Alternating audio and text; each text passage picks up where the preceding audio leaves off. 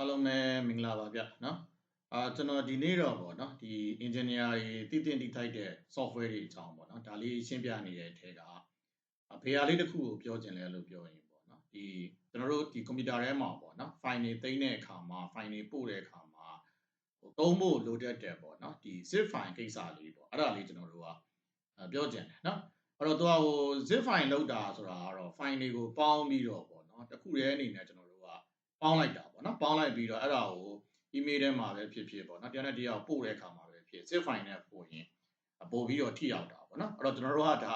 ကွန်ပျူတာသုံးမယ်ဆိုရင် zip file လောက်တတ်ဖို့ကလိုတယ်အဲ့မှာသူကရိုးရိုးတန်းတန်း zip file ကတော့အကြောင်းမဟုတ်ဘူးတချို့ကျတော့သူက file size တွေကိုနည်းနည်း compression လုပ်ချင်တာပေါ့နော်ချုံချင်တာပေါ့ချုံချင်တဲ့အခါကျတော့သူကဘယ်လို software မျိုးကိုသုံးပြီးလုပ်ကြလဲလို့ပြောရင်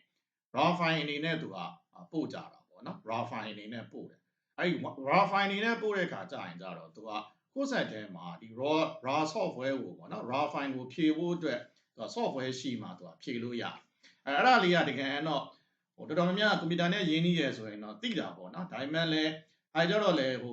ကွန်ပျူတာစသုံးတဲ့လူတွေပေါ့နော်ဒါကတော့engineer တွေထဲမှာလည်းအဲ့လိုမျိုးကွန်ပျူတာစသုံးတဲ့ engineer တွေလည်းပါတတ်တာပေါ့နော်ပါတတ်တဲ့အခါကျတော့တစ်ခါကျတော့အဲ့သူကဒီ raw file ဖြည့်တဲ့ဒီဟာကို software ကိုမသိဘဲနဲ့ပေါ့နော်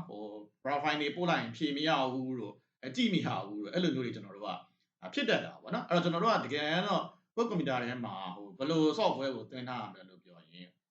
WinRAR ပေါ့နော်အဲ့ဒါလေးကျွန်တော်တို့ကသင်ထားဖို့လိုတယ်ဆိုတော့သူကGoogle မှာပေါ့ဒီ WinRAR ဆိုပြီးကျွန်တော်တို့ကရှာလိုက်ပေါ့နော်ရှာလိုက်ရင်သူကဒီ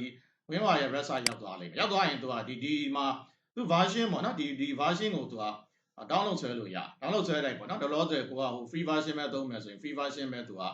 download ဆွဲပြီးတော့ကိုကသုံးလိုက်ပေါ့နော်ဟုတ်ပြီ install လုပ်လိုက်ပေါ့install လုပ်လိုက်လို့ကိုကအဲ့ဒီဟာလေးသူက install လုပ်ပြီးသွားပြီလို့ပြောရင်ဆိုပါစို့ပေါ့နော်သူကဒီမျိုး zip file နေဆိုရင်သူကဒီမှာသူက file type မှာကိုသူကြည့်ရင်ပေါ့နော်သူဘာနဲ့လုပ်ထားလဲဆိုတာသူကတွေ့လိမ့်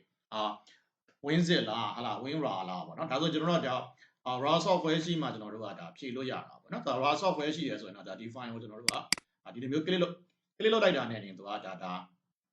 ါဒီ WinRAR ရဲ့ဟာနဲ့သူကကြာလာပြီးတော့ဗောလေဒီဟာကိုကျွန်တော်တို့ကဘာဖြစ်လဲလို့ပြောရင်ဖြည့်လို့ရတာပေါ့နော်သဘောတရားနော်အဲ့တော့ဒီလိုမျိုးပေါ်နေတယ်ပြုတ်နေတယ်လို့ပြောရင်ဒါသူက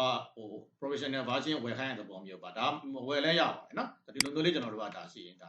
ါဒီဟာကိုကျွန်တော်တို့ကဖြည့်ကြည့်လို့ရတယ်ပေါ့နော်အဲ့မှာသူကတခုရေးကြည့်တာသူကဘာလဲလို့ပြောရင်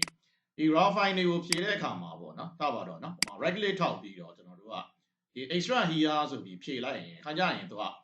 folder လေးနေနဲ့သူကစီထားတာမဟုတ်ဘဲနဲ့ပေါ့နော် file တွေကိုပဲပေါင်းတယ်လို့ပြောရင်ကိုယ့်ကွန်ပျူတာထဲမှာအဲ့ file တွေကအများကြီးသူကပြေးသွားတယ်ဒီ raw file ကိုဖွင့်ကြည့်တဲ့အချိန်မှာပေါ့နော်သဘောတရားဒီလိုမျိုး folder လေးတွေနဲ့ပဲရှိရဲဆိုရင်တော့ကျွန်တော်တို့ကအကြောင်းမဟုတ်ဘူးအဲ့လိုမဟုတ်ဘဲနဲ့ file တွေဖြစ်နေရပြုနေရလို့ပြောတဲ့အခါကျရင်သူက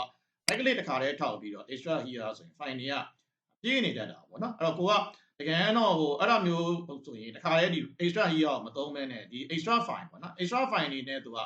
သုံးမယ်ဆိုရင်တော့သူကဒီနာမည်လေးနဲ့ပေါ့နော်သူက folder လေးသူကကြာပြီးတော့သူကဘာဖြစ်လဲဆိုရင်လာလိမ့်မယ်နော်ဒီလိုမျိုးပေါ့နော်ဆိုတော့ extra file နေနဲ့ကျွန်တော်တို့ကသုံးလိုက်တယ်တွေ့ရလို့ပြောရင်သူကဒါလေးပေါ့နော်ဆိုပါစို့ okay အနေနဲ့သူလုပ်လိုက်တယ်လုပ်လိုက်တယ်ဆိုပြောရင်သူကဒီလိုမျိုးဒီ folder နာမည်လေးနဲ့သူကရမှာပေါ့နော်အဲ့ဒါကတော့ပို့ပြီးတက်ရဖြစ်တာပေါ့နော်တခါတည်းသူက extra ကြီးကမလုပ်ဖို့လိုတယ်နော်အဲ့တော့နောက်တစ်ခုကပေါ့နော်ဆိုပါစို့ဒီငကိုမူလရှိနေတဲ့ဒီ folder ကိုပဲဖြစ်ဖြစ်ပေါ့နော်ဒါကိုကျွန်တော်တို့က